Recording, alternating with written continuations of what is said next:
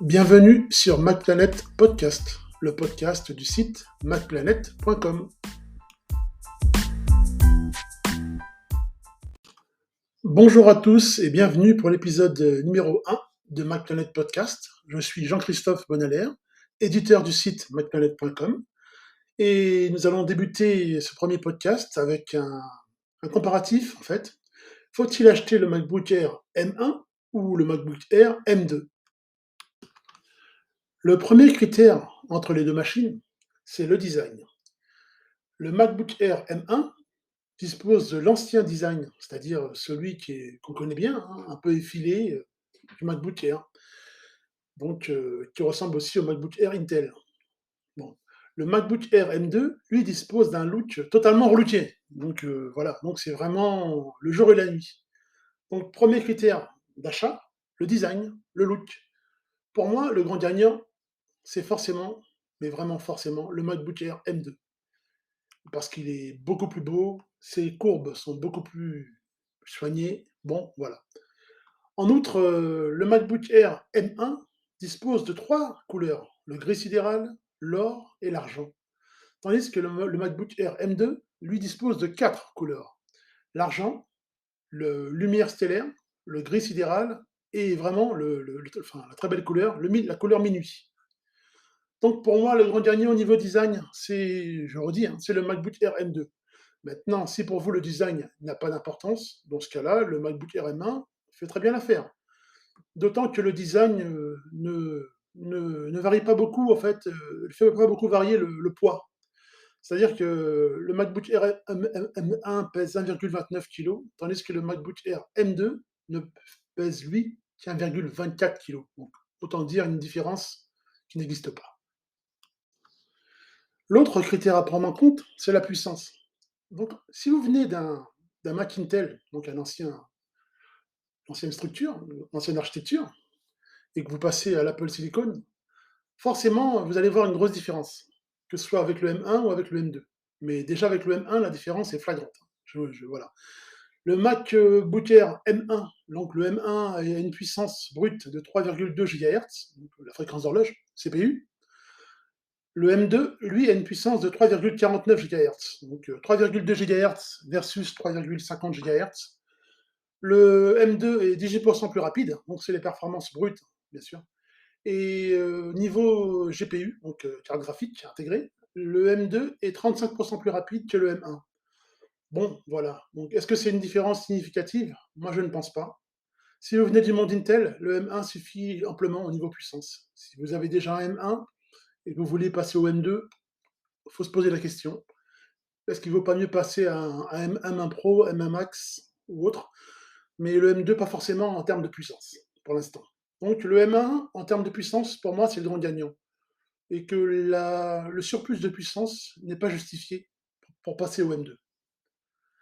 Niveau mémoire vive, alors le M1, il supporte entre 8 16 Go, avec une bande passante de 68,25 gigaoctets de bande passante. Le M2, lui, il supporte 8, 16 ou 24 Go, donc un peu plus de RAM, de mémoire vive, et 100 Go de bande passante. Donc là, il y a une différence. Il y a une différence pour qui? Il y a une différence pour ceux qui font du montage vidéo, pour ceux qui font du montage audio, pour ceux qui font du traitement graphique lourd. Mais pour l'utilisateur lambda, je ne pense pas que la différence soit flagrante. Voilà. Donc une configuration en 8, 16 ou 24 Go pour le M2. Pour moi, la configuration médium, 16 Go, suffit dans la plupart des usages. Voilà. Donc c'est ça au niveau de la puissance. Concernant l'écran, on a deux écrans de 13 pouces. Bon, le M1, c'est un écran Retina 13,3 pouces et en résolution 2560 x 1600 pixels. Bon, très bien. Résolution native. Donc, voilà. Le M2, c'est un écran 13,6 pouces, légèrement plus grand, forcément, puisqu'il y a l'encoche. Donc le notch. Donc c'est un écran liquide Retina, c'est une technologie légèrement différente. Donc qui procure de meilleures couleurs. Bon, voilà, très bien. Mais si vous aimez l'encoche en haut de l'écran, bon, bah, vous allez forcément aimer le M2. Si vous détestez l'encoche, bon, ben, ce qui est un peu mon cas, vous préférerez forcément, je pense, l'écran du M1. La résolution de l'écran du M2, donc j'ai précisé, je ne sais pas, c'est 2560 x 1664 pixels, donc c'est forcément, il est légèrement plus élevé puisque l'écran est légèrement plus grand. La luminosité du M1, c'est 400 nits versus le M2, c'est 500 nits. Donc ça, c'est une différence qui peut être intéressante, surtout lorsqu'on travaille en extérieur. Plus un écran est mieux rétroéclairé, bon, forcément, mieux vous allez voir. Voilà, donc voilà. Et ce que j'ai aimé par contre, au niveau du M2, c'est que la caméra FaceTime, c'est une caméra 1080p, donc une HD 1080p, tandis que le M1, c'est encore l'ancienne, vraiment très vieille, caméra 720p, qui est très, très, très, très moyenne. Très moyenne, donc si pour vous ça a de l'importance, lorsque vous faites de la visioconférence avec Teams, avec Skype, avec FaceTime, enfin bon, avec peu importe l'outil que vous utilisez, hein, donc voilà. La caméra HD frontale, donc 1080p pour le M2, c'est la gagnante. Donc ça, c'est un critère quand même assez important. Voilà. Donc ça, c'est vraiment par rapport à l'écran. Voilà, c'est ça. Du point de vue du stockage, bon ben les deux machines ils ont les stockages équivalents, c'est-à-dire les SSD intégrés, donc, qui sont les puces SSD, la mémoire flash, 256 Go, 512 Go, 1 Tera et 2 Tera. Donc dans les deux cas, c'est pareil. Bon, la configuration idéale, minimum pour moi, c'est 512 gigas. Parce que bon, en dessous, c'est pas la peine. Bon, si vous avez les moyens, 1 Tera, c'est encore mieux. Mais après, vous pourrez toujours ajouter un disque externe, un SSD, une mémoire compact flash pour votre stockage. Enfin, il est toujours possible d'évoluer au niveau du stockage. Voilà. Oui, ben voilà. Mais au niveau de la mémoire vive, par contre, ça, c'est, je ne sais pas si je l'ai précisé tout à l'heure, au niveau de la mémoire vive, c'est bon, forcément 8 gigas, c'est le minimum. Bon, vous n'avez pas le choix, ça débute à 8 gigas. Mais moi, je préconise vraiment 16 gigas. Parce que ça, c'est un périphérique, c'est un composant, plutôt, excusez-moi, un composant qu'on ne peut pas changer, hein. La mémoire est soudée, donc ça, on le savait déjà. Voilà. Au niveau du Wi-Fi, bon, ben, c'est le Wi-Fi qui est très récent, c'est le Wi-Fi 6, protocole 802.11ax. Très bien, très bien. D'autant que la majorité des box internet ne supportent pas le Wi-Fi 6, quoique de plus en plus, hein. Vous avez la Livebox, vous avez bon, enfin, bref. De toute façon, si vous n'avez pas un routeur Wi-Fi 6, pour l'instant, bon, c'est pas encore un critère à prendre en compte. Mais c'est très bien. Le niveau Wi-Fi 6, c'est très bien. Donc vous avez une bonne portée, vous avez vraiment quelque chose de correct. Au niveau audio, bon, bah, pour le M1, c'est les haut-parleurs stéréo. Mais moi, je trouve que, enfin, je dispose d'un MacBook Air M1, donc j'apprécie assez le son pour une machine aussi petite. Par contre, sur le M2, vous avez un système audio avec 4 haut-parleurs. Alors ça, c'est vraiment, c'est très très bien. L'autonomie sur les deux machines, c'est la même, 18 heures. L'autonomie, elle est vraiment, c'est pas une autonomie théorique, hein. Elle est vraiment réelle, hein. Moi, je trouve que l'autonomie du M1, elle est vraiment impressionnante. Au niveau de la connectique, vous avez tous les deux, sur les deux machines, une prise casque, 3,5 mm. Bon, très bien. Deux ports Thunderbolt USB 4 sur les deux machines. Et la seule différence, c'est que sur le MacBook Air M2, vous disposez, enfin, le retour du MagSafe, c'est-à-dire un port de chargement MagSafe. Donc vous pourrez dédier un port à la charge et avoir deux ports Thunderbolt libres. Mais ça, c'est pas vraiment un critère, puisque tout le monde met des hubs. On branche des hubs sur les ports USB, donc avec le hub, vous augmentez vraiment la connectique. Donc ça, c'est pas vraiment un critère à prendre en choix, ou à prendre en compte, excusez-moi. Donc l'authentification, c'est Touch ID dans les deux cas. Donc on met le doigt pour déverrouiller l'écran, pour les mots de passe, etc. Le M1 est fourni avec un adaptateur secteur 30 watts, le M2 aussi dans sa version de base. Sinon, vous avez la possibilité d'acheter un chargeur 35 watts, voire même 67 watts. Plus le chargeur a une intensité de charge imposante, plus il charge vite. Bon, ça, on n'est pas obligé d'acheter Apple, hein. N'importe quel chargeur de bonne facture fait l'affaire.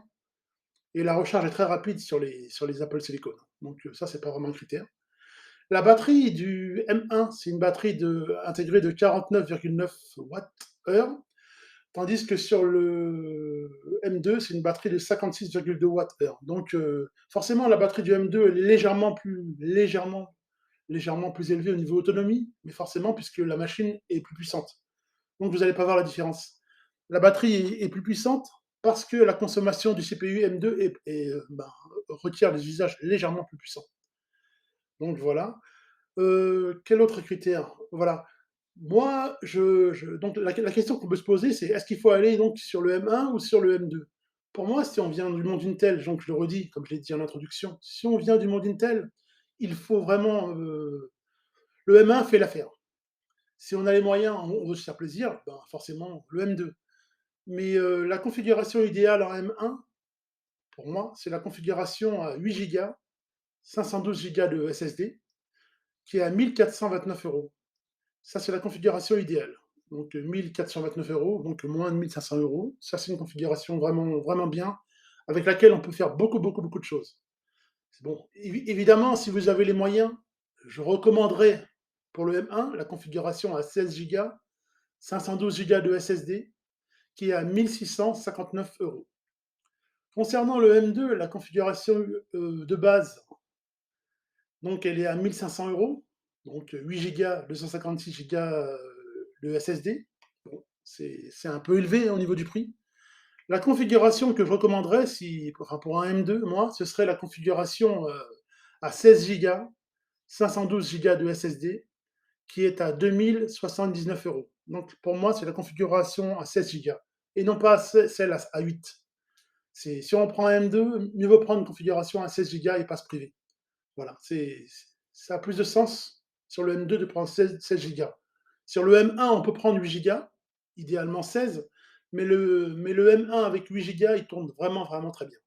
Vraiment très bien pour la bureautique, l'internet, le montage vidéo, le téléchargement, bon, enfin, tout ce que vous faites, hein, bureautique avancée, traitement graphique, la configuration 8 gigas, elle fait merveille. Donc, le bilan, pour moi, entre ces deux machines, M1 versus M2, donc, faut-il acheter le M1 ou le M2?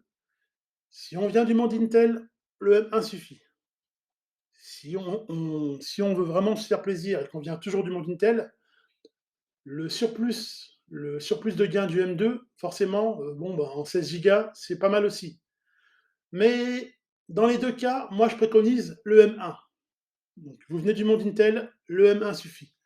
Vous êtes vraiment un gros consommateur de puissance et que, bon, voilà, bon, bah, là, dans ce cas-là, vous pouvez, et vous avez forcément le portefeuille qui va avec, vous pouvez migrer vers le M2.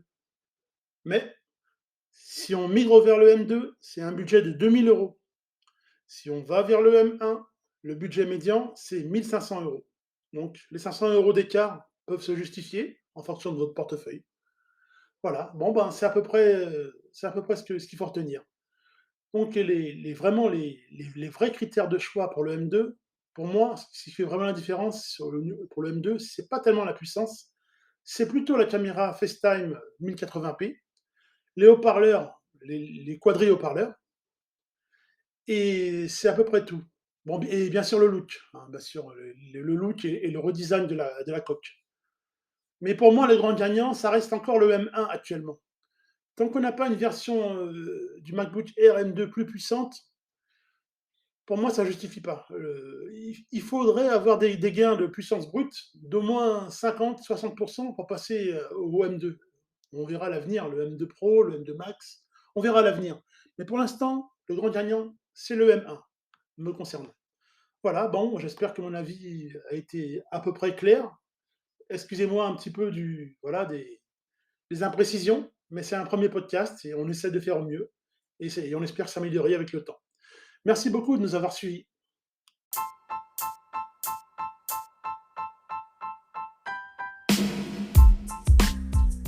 Merci à vous d'avoir suivi le MacPlanet Podcast.